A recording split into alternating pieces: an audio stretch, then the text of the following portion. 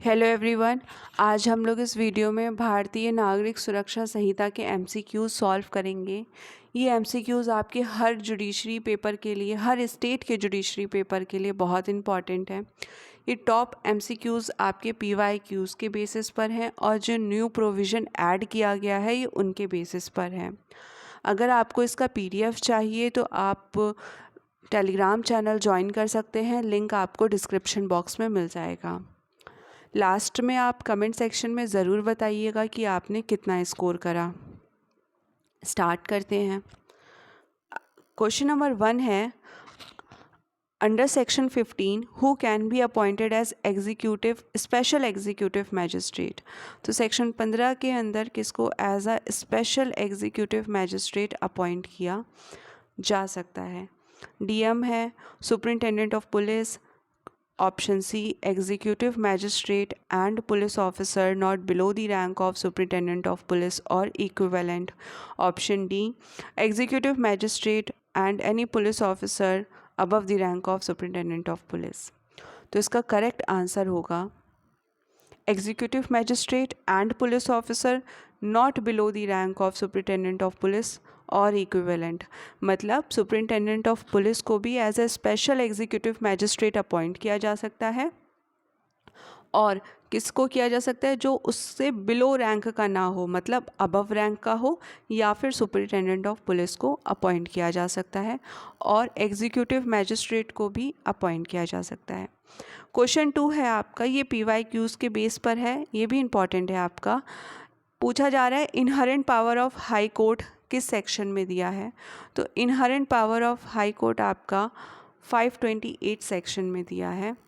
Next question है, security for keeping good behaviour on conviction given under which section.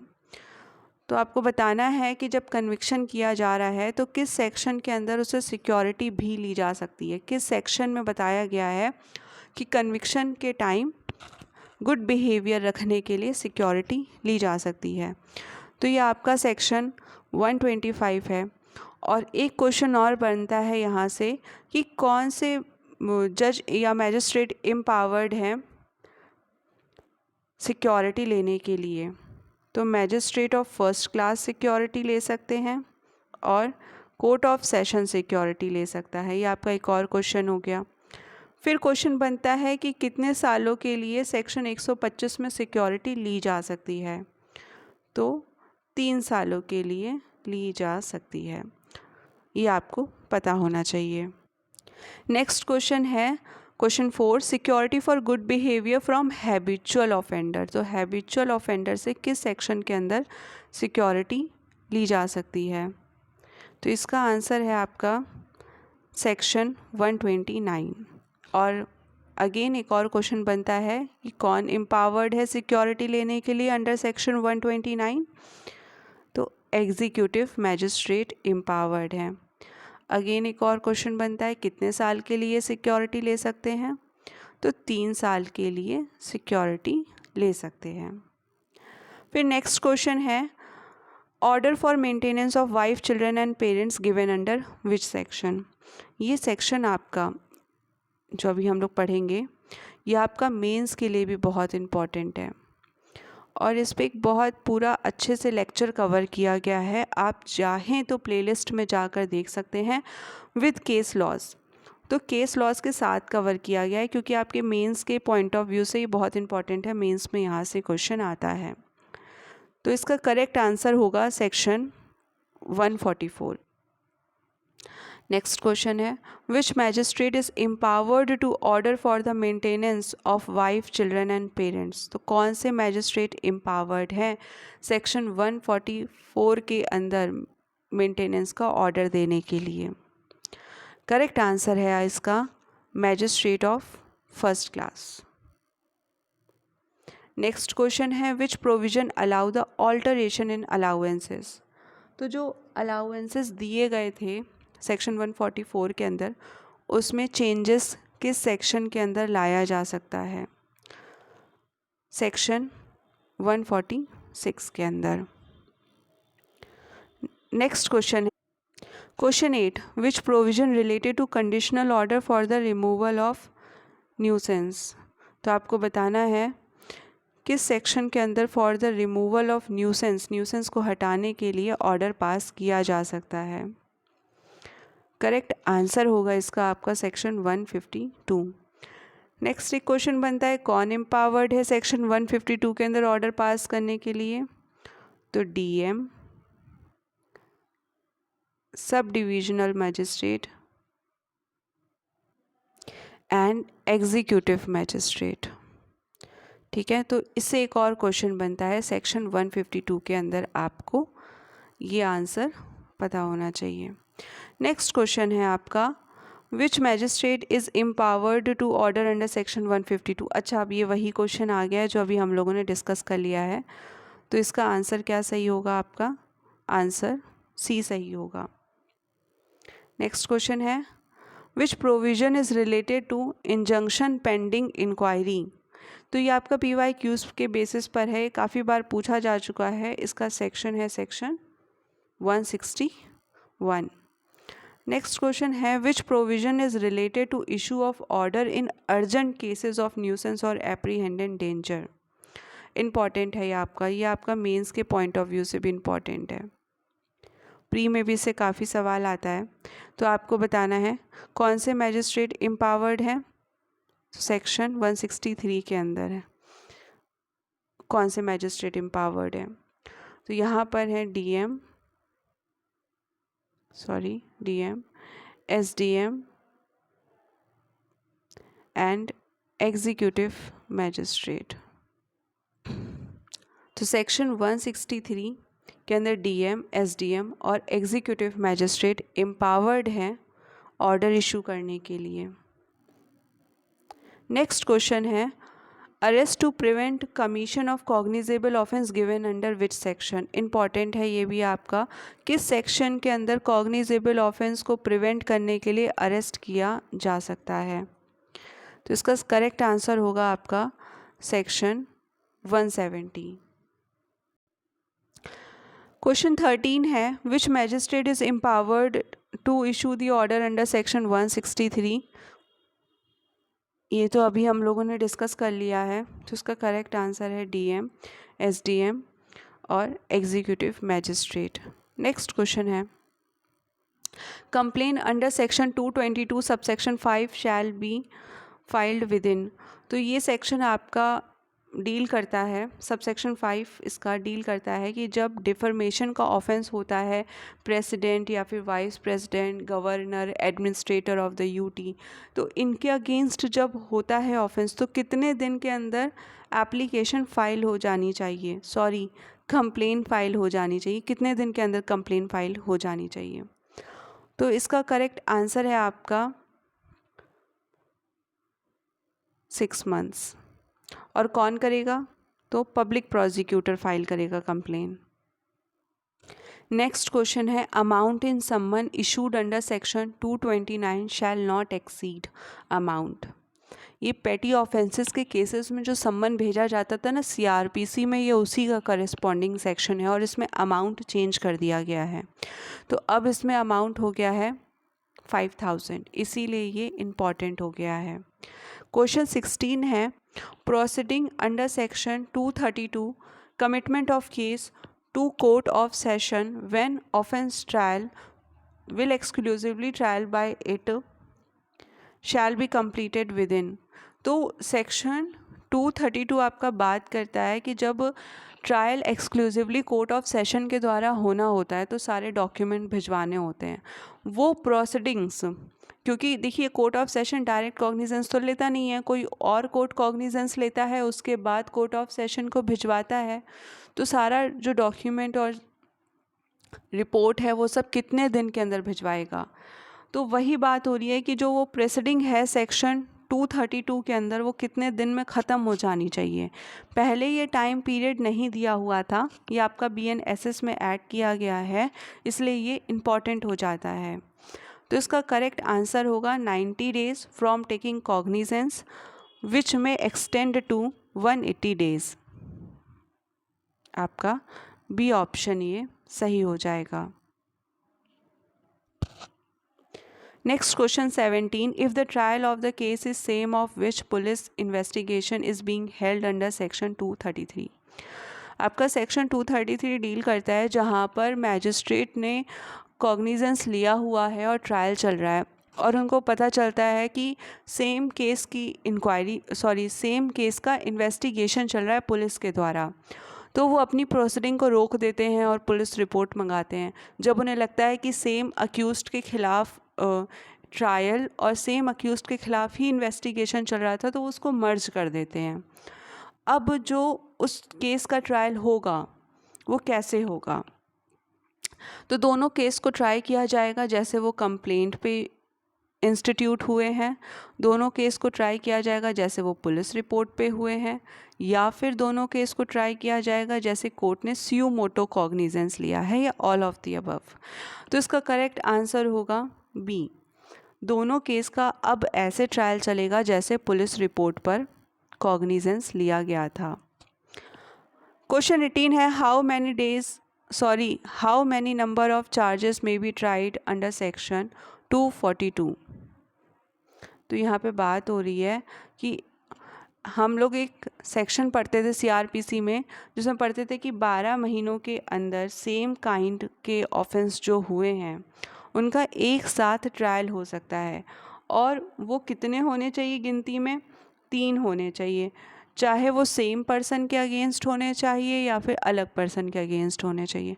इसकी गिनती बदल दी गई है, अब ये 5 हो गया है। ठीक है, तो कोई एक व्यक्ति है जो सेम काइंड का ऑफेंस करता है, 12 महीने के अंदर करता है, और वो 5 है गिनती में, 5 से ज़्यादा नहीं होनी चाहिए, 5 से कम चलेगा, तो उसका साथ में ट्रायल किया जा सकता है। ये बताता है आपका सेक्शन 242। नेक्स्ट क्वेश्चन है, विच chapter deal with the trial before the court of session. Important है ये आपका, ये प्री में काफ़ी बार पूछा जाता है। Even trial before the court of session ना, ये आपके मेंस के पॉइंट ऑफ व्यू से भी इम्पॉर्टेंट है। अगर आप इसका वीडियो देखना चाहते हैं तो आपको प्लेलिस्ट में मिल जाएगा, बहुत अच्छे से कवर किया गया है, बहुत लूसिड लैंग्वेज में है, आपको समझ में आ जाएगा। तो इसका आंसर बताना है आपको, इसका आंसर है चैप्टर 19। नेक्स्ट क्वेश्चन है, in how many days accused may prefer application for discharge. तो ये भी आपका पहले नहीं था, ये आपका CRPC में टाइम लिमिट नहीं बताई गई थी कि एक अक्यूज्ड को कितने दिन में एप्लीकेशन दे देनी चाहिए अपने डिस्चार्ज के लिए। जब आप ट्रायल चैप्टर पढ़ेंगे तो आपको वहाँ पर मिलेगा। तो इसका करेक्ट आंसर है 60 डेज़। जब से सारे डॉक्यूमेंट भेजे गए हैं तब से 60 डेज़ के अंदर उसको प्रेफर कर लेनी चाहिए एप्लीकेशन। नेक्स्ट क्वेश्चन है, under section 258 judgment of acquittal or conviction shall be pronounced within. तो आपको बताना है कि कितने दिन के अंदर जजमेंट आ जाना चाहिए एक्विटल का या फिर कन्विक्शन का अंडर सेक्शन 258। ये भी आपका पहले CRPC में नहीं था, काफ़ी इम्पॉर्टेंट है।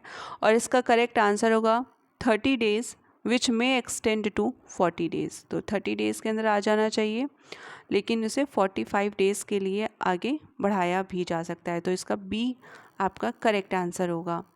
नेक्स्ट क्वेश्चन है, इन समरी ट्रायल मैक्सिमम पनिशमेंट कितनी दी जा सकती है समरी ट्रायल में। ये PYQs के बेसिस पर है, काफ़ी बार एग्ज़ाम्स में पूछा जाता है, तो ये इम्पॉर्टेंट है। तो 3 महीने से ज़्यादा के लिए समरी ट्रायल में पनिशमेंट नहीं दी जाती है। देन एक बहुत बड़ा चेंज आया है समरी ट्रायल में, आपका value of a stolen property for summary trial shall not exceed. तो जो चुराई हुई संपत्ति है उसकी वैल्यू कितने अमाउंट से ज़्यादा नहीं होनी चाहिए उसका समरी ट्रायल होने के लिए। ये भी आपका पहले CRPC में नहीं था, अलग अमाउंट था, 2000 था, अभी से चेंज कर दिया गया है और अब इसको 20,000 कर दिया गया है। तो ये इम्पॉर्टेंट हो जाता है क्योंकि चेंज आया है, प्री में यहाँ से क्वेश्चन आता था तो नेक्स्ट टाइम भी पूछा जा सकता है। नेक्स्ट क्वेश्चन है, magistrate of second class empowered by which court होगा यहाँ to try the offence summarily. तो मैजिस्ट्रेट ऑफ सेकेंड क्लास को किस कोर्ट के द्वारा एम्पावर किया जाएगा कि वो समरी ट्रायल कर सकते हैं किसी ऑफेंस का, आपको बताना है। इसका करेक्ट आंसर क्या होगा? ये है ऑप्शन ए, ये है आपका ऑप्शन बी और यहाँ पर हैं आपके दो ऑप्शंस। तो सीजेएम हाई कोर्ट या फिर हाई कोर्ट और सीजेएम या फिर स्टेट गवर्नमेंट। तो इसका सही ऑप्शन क्या होगा?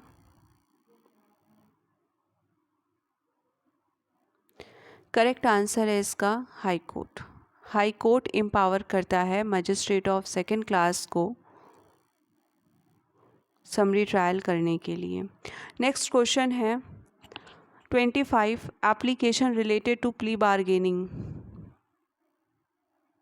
Application related to plea bargaining किस चैप्टर में आपका दिया है, ये आपको बताना है। सॉरी, कितने दिन में फ़ाइल होनी चाहिए ये बताना है। चैप्टर भी इम्पॉर्टेंट है इसका, वैसे प्री में वो भी पूछा जाता है। तो कितने दिन में प्ली बार्गेनिंग की एप्लीकेशन फ़ाइल हो जानी चाहिए, ये भी प्रोविज़न आपका पहले सीआरपीसी में नहीं था, इसलिए ये इम्पॉर्टेंट हो जाता है। तो इसका करेक्ट आंसर है 30 days from the date of the framing of the charges. और प्ली बार्गेनिंग का चैप्टर है आपका चैप्टर 23, ये भी इम्पॉर्टेंट है। फिर language of court other than High Court is determined by, कौन करता है? हाई कोर्ट की लैंग्वेज को छोड़कर जितने भी और कोर्ट हैं उनकी लैंग्वेज कौन डिटरमाइंड करता है? तो स्टेट गवर्नमेंट करता है। नेक्स्ट क्वेश्चन है provision related to identification report of magistrate given under which section. Important है ये, ठीक है। तो आपको बताना है किस सेक्शन में आइडेंटिफिकेशन रिपोर्ट तैयार हो रही है under the hand of magistrate. तो सेक्शन 327 है। और कौन से मैजिस्ट्रेट मेंशन है वहाँ पर? तो एग्जीक्यूटिव मैजिस्ट्रेट मेंशन है वहाँ पर। नेक्स्ट क्वेश्चन है क्वेश्चन नंबर 28, जहाँ पे पूछा जा रहा है कि tender of pardon to accomplice, जो सरकारी गवाह कहते हैं ना, उसका कौन सा सेक्शन है? वेरी इंपॉर्टेंट, मेंस के लिए भी इम्पॉर्टेंट है। इस पर मेंस का लॉन्ग आंसर आता है। और अगर आपको इसको डिटेल में पढ़ना है तो आप BNSS की प्लेलिस्ट ज़रूर चेक करिएगा, आपको वहाँ पर मिल जाएगा, डिटेल में पढ़ाया गया है।